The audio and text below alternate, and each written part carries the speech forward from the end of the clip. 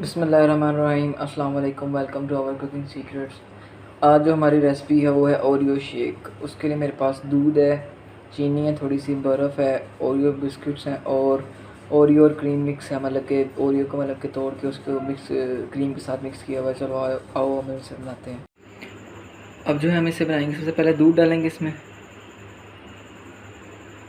सबसे पहले जो है हम इसमें दूध डालेंगे। दूध के बाद इसमें चीनी डालेंगे।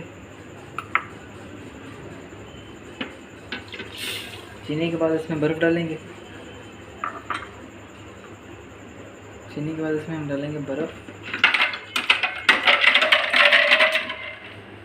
बर्फ़ के बाद हम इसमें ओरियो बिस्किट्स डालेंगे और फिर जो हमने ओरियो और क्रीम ली हुई थी मिक्स करके, ये नहीं बल्कि ये हमने जो है ये डालना है बनाने के बाद। अल्हम्दुलिल्लाह हमारा जो शेक था वो तैयार हो चुका है। अब हमने इसमें क्रीम डाली है जो आपको मैंने पहले दिखाई थी। ओरियो और क्रीम को हमने मिक्स किया हुआ था, ओरियो को तोड़ के और क्रीम को तोड़ के हमने मिक्स किया हुआ था, वो जो है अब हम इसमें डाल देंगे।